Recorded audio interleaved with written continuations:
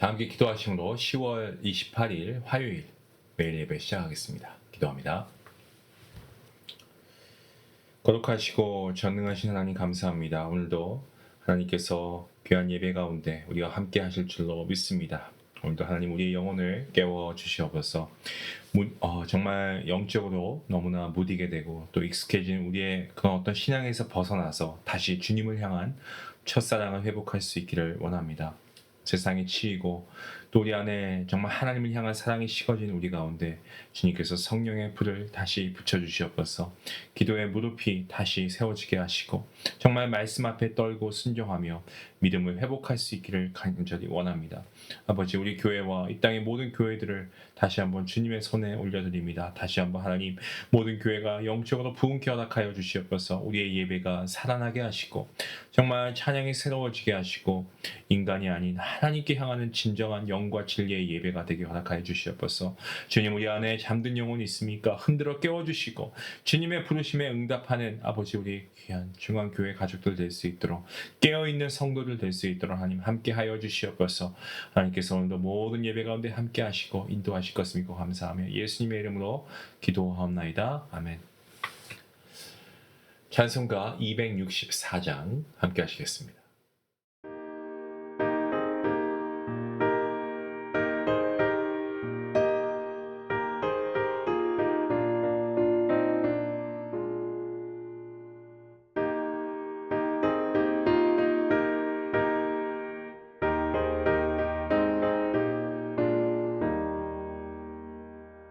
정결하게 하는 셈이 나의 앞에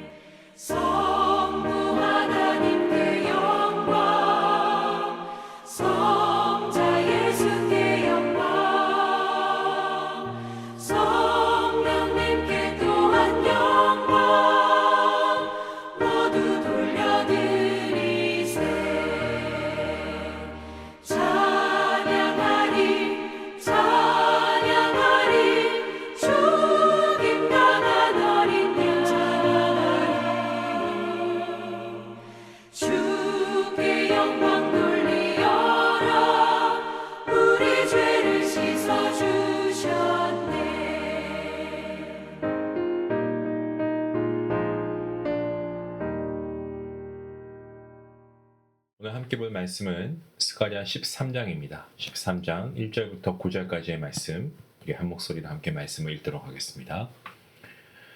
그날에 죄와 더러움을 씻는 셈이 다윗의 족속과 예루살렘 주민을 위하여 열리리라. 만군의 여호와가 말하노라. 그날에 내가 우상의 이름을 이 땅에서 끊어서 기억도 되지 못하게 할 것이며 거짓 선지자와 더러운 귀신을 이 땅에서 떠나게 할 것이라. 사람이 아직도 예언할 것 같으면 그 낳은 부모가 그에게 이르기를 내가 여호와의 이름을 빙자하여 거짓말을 하니 살지 못하리라 하고 낳은 부모가 그가 예언할 때에 칼로 그를 찌르리라. 그날에 선지자가 예언할 때에 그 환상을 각기 부끄러워할 것이며 사람을 속이려고 털옷도 입지 아니할 것이며 말하기를 나는 선지자가 아니요 나는 농부라 내가 어려서부터 사람의 종이 되었노라 할 것이요 어떤 사람이 그에게 묻기를 내 두 팔 사이에 있는 상처는 어찌 됨이냐 하면 대답하기를 이는 나의 친구의 집에서 받은 상처라 하니라. 만군의 여호와가 말하노라. 가라 깨어서 내 목자 내 짝 된 자를 치라. 목자를 치면 양이 흩어지려니와 작은 자들 위에는 내가 내 손을 들이우리라. 여호와가 말하노라. 이 온 땅에서 3분의 2는 멸망하고 3분의 1은 거기 남으리니 내가 그 3분의 1을 불 가운데서 던져 은같이 연단하며 금같이 시험할 것이다. 그들이 내 이름을 부를 것이니 내가 들을 것이며 나는 말하기를 이는 내 백성이라 할 것이요 그들은 말하기를 여호와는 내 하나님이시라 하니라. 아멘. 스가랴 13장 말씀입니다. 여기 13장에서는 12장의 연장선상에서 그날 즉 하나님께서 메시아를 통해 이루실 구원과 회복의 날을 계속해서 보여주고 있습니다. 하나님께서는 그날에 자신의 백성을 정결케 하시고 거짓과 우상을 제거하시며 참된 공동체로 세워 가십니다. 먼저 오늘 1절 말씀을 보시면 정결의 셈에 대한 약속으로 시작하고 있습니다.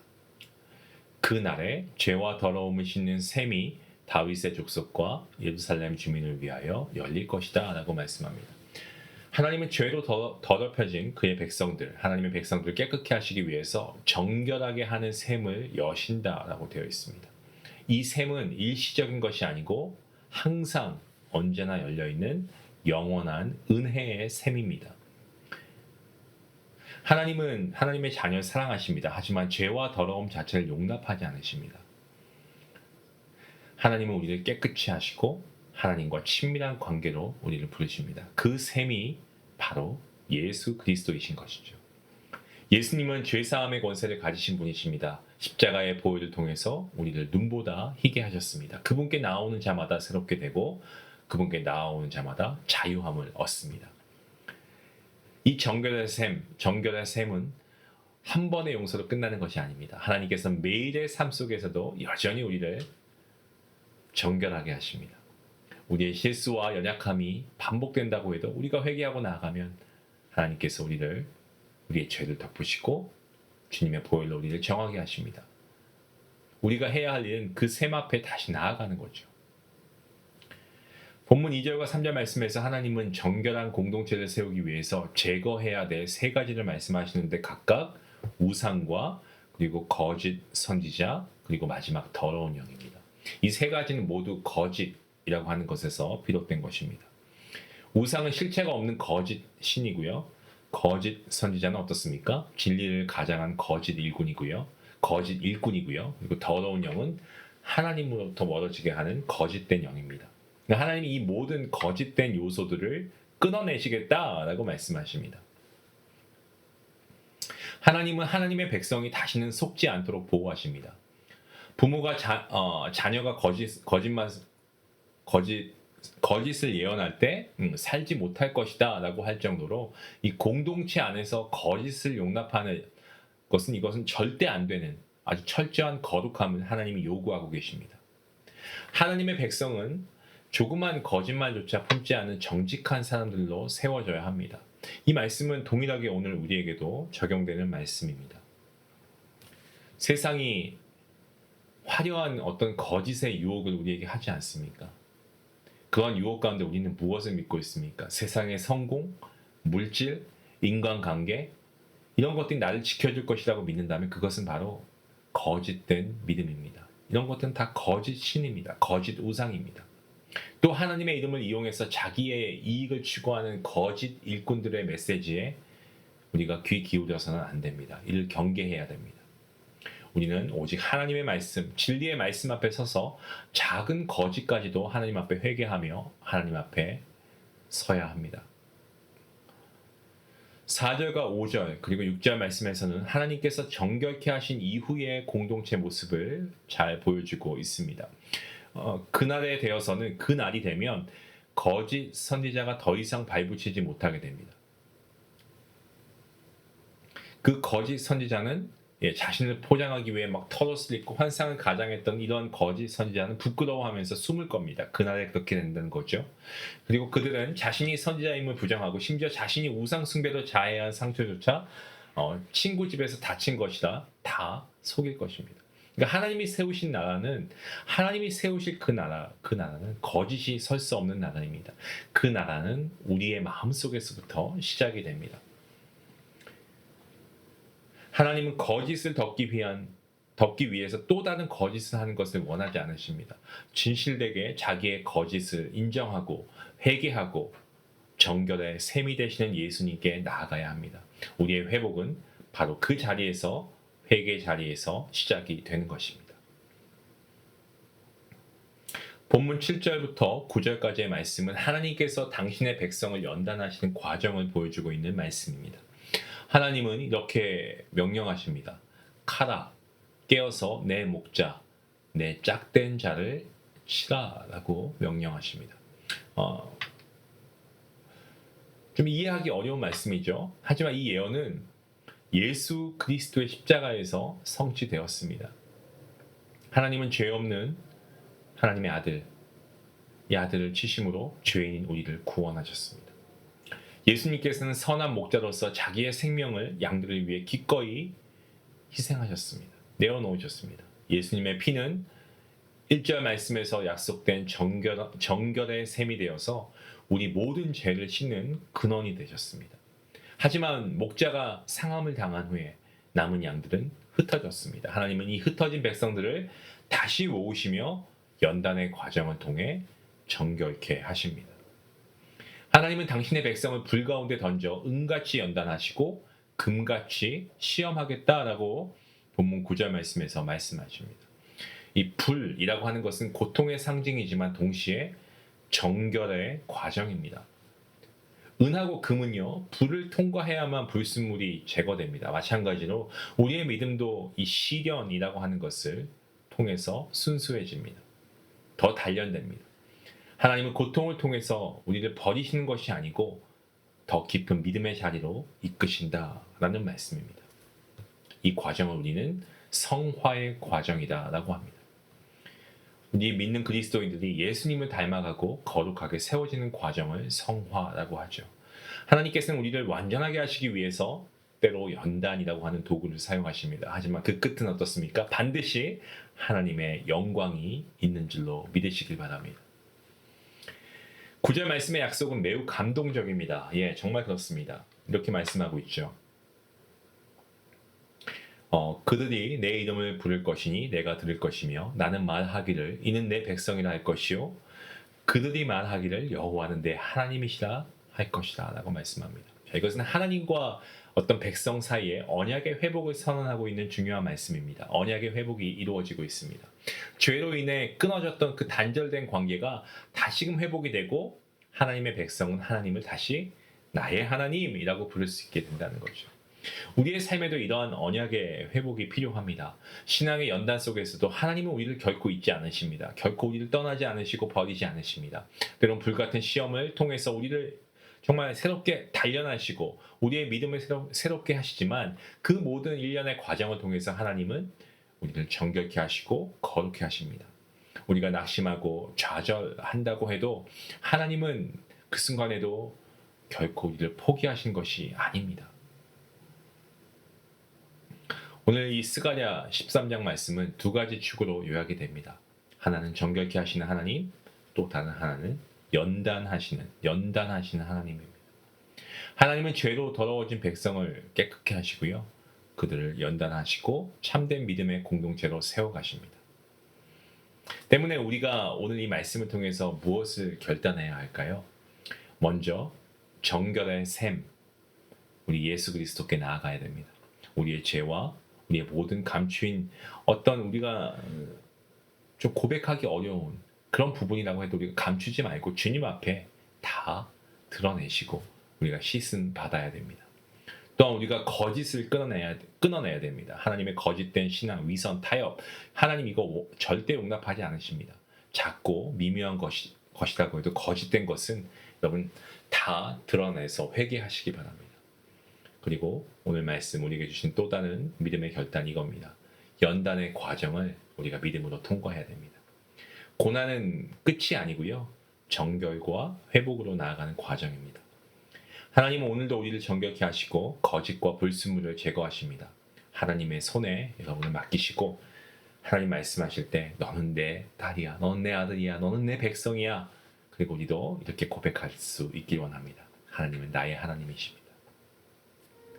우리가 주님 오시는 그날까지 날마다 정결의 샘으로 나아가고 우리의 삶 가운데 하나님이 연단하시는 그 과정 가운데서도 우리가 하나님을 신뢰하고 하나님의 손을 붙드는 믿음의 삶을 살아갈 수 있기 원합니다. 그런 복된 삶을 살아가시는 저와 여러분 모두가 될 수 있기를 간절히 기도합니다. 기도하시겠습니다. 하나님, 우리를 정결케 하시는 샘을 주시니 감사합니다. 그 샘이 되신 예수님, 지금도 여전히 우리를 보시며 우리의 죄를